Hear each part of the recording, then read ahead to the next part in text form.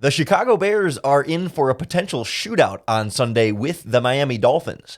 So we're going to put together a game plan for how the Chicago Bears can make sure they finish ahead on the scoreboard. You are Locked On Bears, your daily Chicago Bears podcast. Part of the Locked On Podcast Network, your team every day.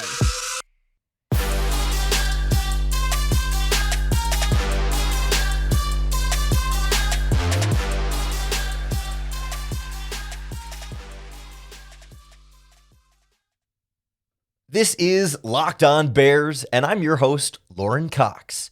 I'm here to bring you your daily, in-depth Chicago Bears news and analysis. You can follow me on Twitter at CoxSports1. You can follow the podcast on Twitter at Locked On Bears. You can like Locked On Bears on Facebook. Join the Locked On Bears Facebook group for even more Bears talk. And make sure you hit that subscribe button on the Locked On Bears YouTube channel to keep up with all of our video podcasts as well. Thanks for making the Locked On Bears podcast your first listen today, and hopefully every single day. Today's episode is brought to you by BetOnline. BetOnline has you covered this season with more props, odds, and lines than ever before. BetOnline, where the game starts.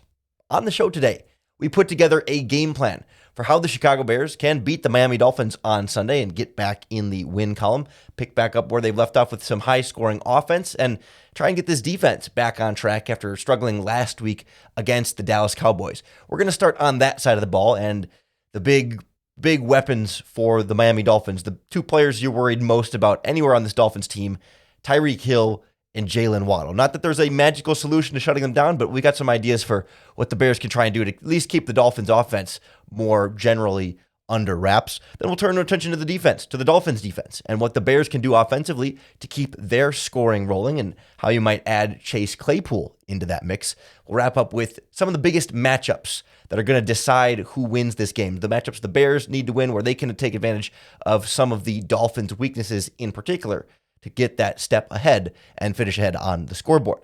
But we got to start with Tyreek Hill and Jalen Waddle because I imagine that's where the Chicago Bears have started this week too. They're clearly, I think, the two best players on the Dolphins. Bradley Chubb traded for this week is probably entering that conversation. Certainly Hill is number one. And then, you can start to nitpick there between Waddle and Chubb and, maybe some other guys on the roster. But that's what their offense lives and dies with. They're two of the leading receivers in the NFL, and no other receiver on their team has more than 250 yards this season. So, it's been the Hill and Waddle passing offense, and they haven't been that good of a rushing team overall either, and that's going to play into this potential game plan. So, when it comes to Hill and Waddle, right, there's not a formula to just shutting them down. You can't just, double cover them with, a safety over top and a corner underneath all game because Mike McDaniel is going to move them around quite a bit. They don't just line up left side and right side and run deep all the time, right? They send him in pre-snap motion. They line him up in the slot. They'll put Hill in the backfield. They'll do a lot of different things to try and, scheme up yards for Tua Tagovailoa and for these receivers. And, of course, they've got great speed to be able to take you deep and chuck bombs that way. And they're both pretty darn good after the catch as well if you throw it to them underneath. So, there's not a give them space, because if you do give them space, they're going to catch it and run. I still, though, think that's preferable. You're not going to play Tyreek Hill tight on the line of scrimmage because you would rather have him beat you after the catch when you have a chance to tackle him, as opposed to him beating you before the catch when he blows by you on his route and goes 80 yards into the end zone untouched. You at least like the chance to try and tackle him as opposed to giving up too much of that ground and letting him blow by you after running his route. So there's, like I said, it's not a simple solution, but I do think because the Dolphins are not they're not a bad running team by any means, but they're just not. It's not the strength of their offense. I'm willing to let them run the ball, and by that I mean willing to maybe detract a little bit from my run defense and not put as big of an emphasis on that area, and sit back with two deep safeties as much as possible. Have fewer guys in the box. Dedicate more of your attention and focus to more players back in coverage. We heard it yesterday with Kyle Krabs from Locked On Dolphins on our Crossover Thursday podcast. The Dolphins are going to try and run some play action and take some shots off of that. Let them run the play fake. If you're the linebackers and the safeties, don't step up. Don't bite. Just stand there and be patient. And then once you are sure the running back has the ball, step up and make the tackle. Sure. I mean, you eventually have to decide that, it is indeed a run, but on every single handoff, don't assume it's a run. Assume it could be a play action pass, and then once you're sure, then go stop the run if it is indeed a run. But don't sit back. Don't be so aggressive in coming up and letting those play action plays get you and create that space, because the Dolphins love to attack like that 10 to 19 yard, like that intermediate space, middle of the field between the numbers, like hit you behind the linebackers, underneath the safeties, right in that area they love to go to. And the Bears have been particularly vulnerable there. And now you subtract Roquan Smith, and it becomes that much more difficult. It's also difficult to believe the play action, or to not bite on the play action, because the Dolphins run a lot of 2 tight ends, a lot of 2 running backs, a lot of fullback in there, and it'll just be the 2 wide receivers on the field quite often. And so, Alan Williams, the Bears defensive coordinator, said yesterday, like, we're anticipating we're probably going to be in our base defense more often with 3 linebackers and only 2 cornerbacks instead of 3 cornerbacks and 2 linebackers. And so that's even less in terms of preferred coverage players. And that means more of Joe Thomas, more of AJ Klein, more of Jack Sanborn, more players at the position that you're a little short on experience. You were short on it entering the season, and now trading Roquan Smith and replacing him with AJ Klein, it's going to be getting some names in there that ideally aren't starting players in an NFL defense. But the Bears are needing them to step up, and maybe there's some advantage there that the Dolphins won't have as much familiarity with what they do well and how to attack them properly. But regardless, it's going to be a challenge for those guys. I think in terms of what Tua provides, they want to go deep, but we know Tua doesn't have like a cannon for an arm, right? He generally needs to, or is at his best, stepping up and into throws. So you got to get pressure on him. You got to get in his face, disrupt that vision, and not let him have that time to set his feet and fire up something deep. Get him off platform, get pressure in his face, up the middle. And the Dolphins have some injuries on the offensive line that we're keeping an eye on the injury report, that could maybe give the Bears a little bit of a better time in the trenches on that side of the ball, where it has been a weakness as well. Both stopping the run on the defensive line and the pass rush has not been where you want it to be, especially now subtracting Robert Quinn from it. But matchup-wise, we'll go in a little later into some of the matchups on that offensive line that the Bears could take advantage of. But first, we got to look at this Miami Dolphins defense and where the Bears offense can keep its scoring rolling this week back at home. Next on Locked On Bears. This episode of Locked On Bears is brought to you by Prediction Strike, the world's first sports stock market. You can now invest in professional athletes just like stocks. It's a lower risk alternative to sports betting, and athlete prices move based on performance and supply and demand. And the athletes actually do benefit too, that they're entitled to a percentage of their market cap, unlike sports betting companies where the athletes are kept out of it completely. And it's not just the NFL. You can invest in 4 sports. They've got NBA, MLB, and UFC investing in just how the players perform. They do well, their value goes up, and you can make money. You'll be buy and sell just like their player stocks. Because everyone knows you should be investing, but why not invest in what you actually know as a football fan? Just download the Prediction Strike app and use our promo code LOCKED for a free share when you sign up and make a first deposit of $20 or more. That's promo code LOCKED for a special one-time giveaway. Prediction Strike will also choose one person who signs up with that code LOCKED and make a deposit to win 100 free random shares. That could be worth up to $3,000 if you get lucky and receive someone like Josh Allen. Invest in what you know on Prediction Strike, the stock market for sports. The Locked On Bears podcast is also powered by our friends at Built Bar. And Built Bar keeps coming out with just better and better flavors. Every time I get to try something new of theirs, I'm always blown away. Right now they've got cookie dough toppers, coconut brownie bars, and coconut brownie toppers, where you actually have pieces of cookie dough or pieces of brownie in the Built Bar themselves. And it really gives it that candy bar taste, but it's actually good for you. They've been revolutionizing nutrition. I don't know how they do this, but every Built Bar is 100% real chocolate, loaded up with 17 grams of protein while still having really low sugar. Usually it's like 3 or 4 grams and only 130, 140 calories, depending on your flavor. I mean, it really is unlike anything else I've ever had. It's delicious and it's somehow good for you and it loads you up with protein. It helps you feel full. It's a treat. It's my guilty pleasure that I don't have to feel guilt about. And I'm telling you, you got to taste it for yourself to believe it. You can get 15% off your next order by using our promo code LOCKEDON15 at Built.com. That's promo code LOCKEDON15 for 15% off at Built.com. I think this Bears offense should be able to keep the scoring up this week against the Dolphins that we've seen the last 2 weeks in a row. And that's not to say this Dolphins defense is terrible by any means, but the Cowboys defense is really darn good, and the Bears put up 29 points on them. And the Patriots defense was also pretty darn good. And I don't think the Dolphins defense is nearly as good as either of those two defenses. And I think the matchup-wise, it plays into the Bears' hands because the Dolphins have struggled this season against mobile quarterbacks, and specifically like plays where mobile quarterbacks work on designed quarterback runs, where it's not a passing play that they scramble on, which they've also been struggled with, but specifically also on plays where it's snap to the quarterback and he is the ball carrier, whether it's read option or whether it's the Justin Fields sort of designed quarterback keeper with lead blockers in front of him. We've seen Lamar Jackson and Josh Allen both do really well against this Dolphins defense, adding yards on the ground to open things up offensively. The challenge is just going to be keeping up with them on the scoreboard, kind of like we saw with Dallas last week. That's how I'm anticipating this game to go, that things are going to be a little too easy for the Dolphins offense. And so it's going to be up to the Bears offense to kind of go shot for shot with them and get into this type of shootout, which is not necessarily the style of Bears offense that we're used to. And it's not always a passing shootout, but in terms of a scoring shootout of getting up there. The Dolphins are going to bring the blitz. They're going to send extra pass rushers at Justin Fields. They're one of the heavier blitzing teams in the NFL. You see it anywhere like 30 to 40% of their passing plays. So it's not every down, but it is quite a bit more. Like you compare the Bears blitz on like 10% or less in most games. So you're thinking like 3 to 4 times as much as the Bears blitz is how much the Dolphins blitz, if you want that comparison.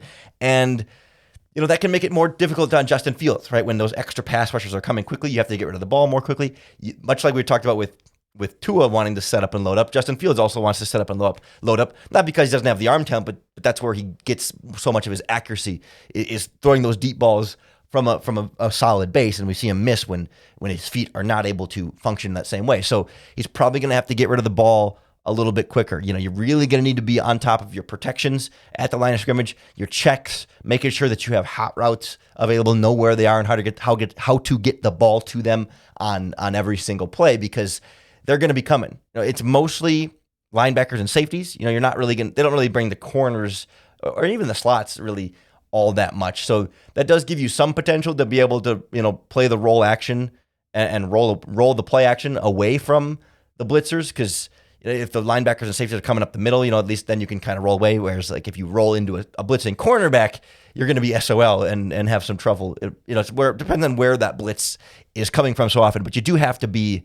careful with when and how you're going to move the pocket based on where those pass rushers might come, because once you're rolling out of the pocket, if there's a blitzer coming free at you, you're out of blocks at that point, and it's just onto the quarterback to make that work. I think just generally, he's probably going to need to speed up that internal clock of like, okay, in the last couple of games, he's been really good about knowing when he can and can't leave the pocket, or when he should and shouldn't leave the pocket.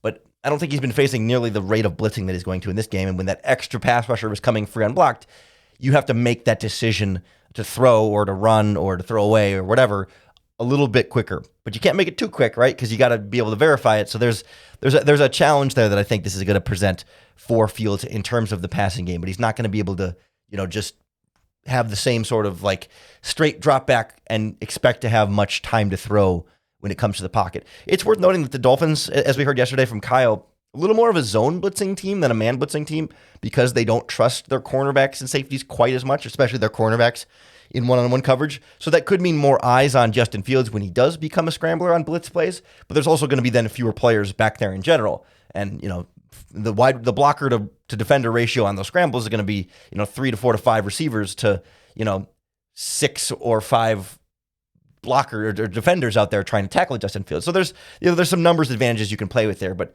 expect more zone on that. So you got to be careful about what you're reading. It's not just blitz equals man coverage equals throw here, right? You got to sort of, there's that extra step of like, okay, what kind of zone are they in? Where's my space in the zone? Well, I'm getting blitzed. I think when you're going to get a blitz team like this, certainly I would expect the Bears to run a lot of screen passes. They're already one of the league leaders in screen pass attempts this season, or as a percentage of their passing plays, the frequency of screen plays. And we saw Justin Fields check to one on a Khalil Herbert touchdown. Is that against the Patriots?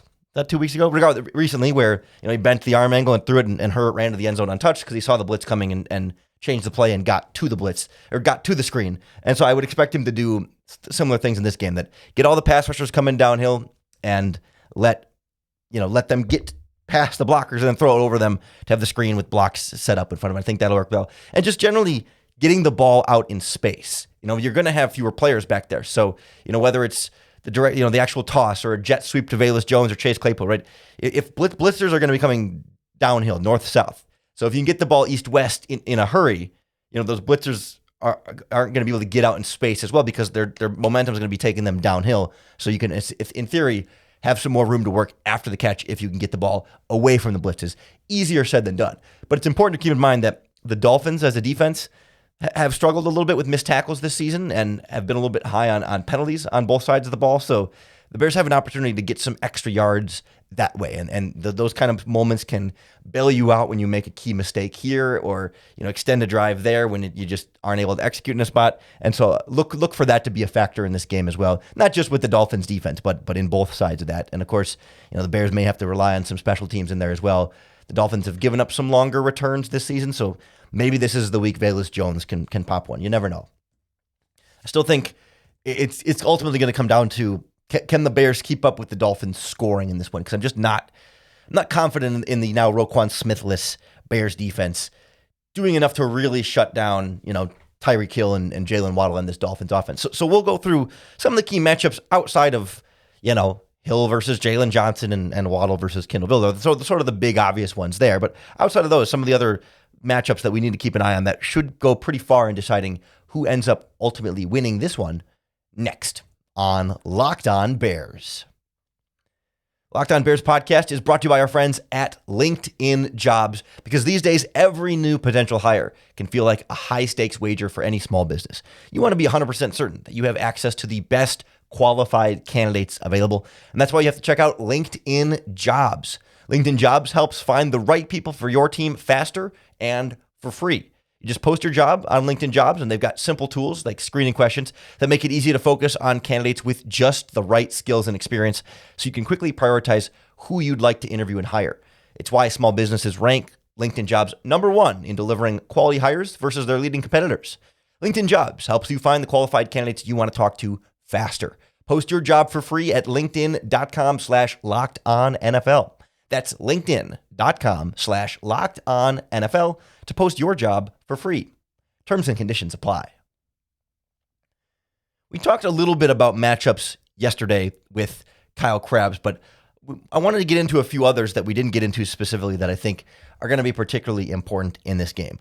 And I'll preface this by saying, it's hard to know how much Chase Claypool is going to be involved in the Bears' offensive game plan this week, right? Brand new to the team, still learning the offense. I'm expecting, kind of like Velus Jones, where there's a certain packages of plays that he can be on the field for, but he's not going to be an every down starter who catches 8 balls for 100 yards, but he might be around. So there's a chance he could play into these matchups a little bit more, but I look in the Dolphins secondary, they're starting a young, undrafted free agent rookie cornerback, Kader Kohou, I'm guessing, is how you pronounce his name. They've had injuries in the secondary that are certainly a big part of the problem there, but he plays in the slot quite a bit too and rotates. I think he's outside in base and slot and nickel, kind of like what they were doing with Kyler Gordon. And, basically anytime you get an undrafted rookie free agent starting, that's usually the guy you want to be attacking. And so when the Bears move Darnell Mooney into the slot, which they do quite a bit, I think that's a one-on-one matchup that the Bears can find a little bit more advantageous than Xavier Howard on the outside, who, has not been up to Xavier Howard standards this year, I don't think, but is still certainly the better cornerback of the group. And they got Noah Igbenogany as the other, Igbenogany. That's the one. I can say that really tough ones, when they're guys that were prominent draft picks that I remember scouting heading into the draft. But regardless, I think Kader Kohou is kind of the one that you can get your advantage of there. And they might be starting 2 undrafted rookie free agents in this game in the secondary. And that brings me to the other one offensively, that what they did last week against the Lions. And so this could change. They're still trying to figure out who their other starting safety is going to be because they've had so many injuries. But last week, last week against the Lions, the Patriots or the Dolphins called up an undrafted rookie free agent safety from their practice squad, Verone McKinley III. And he started the game at the free safety spot. So if I can get Cole Kmet matched up with an undrafted rookie free agent safety who's, 5'10 and a half-ish, 195 pounds.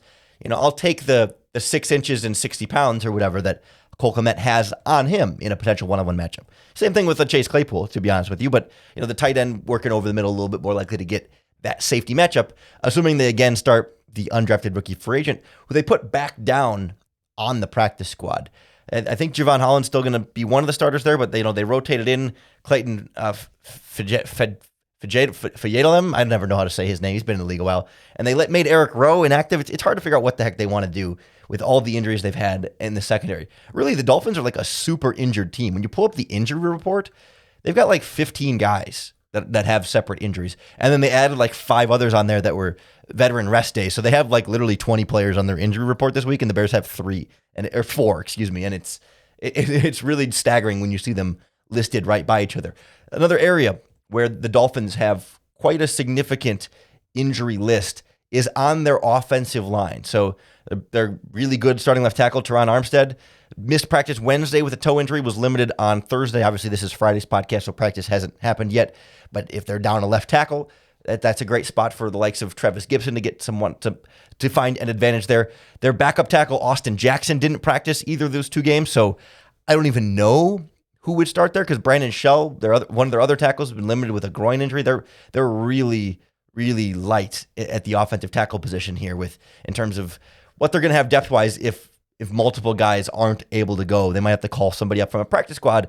And similar kind of logic. There's the spot that you can start to attack. But their normal starting left guard this season, Liam Eichenberg, the Notre Dame kid who came out a couple of years ago, was a second-round pick for them.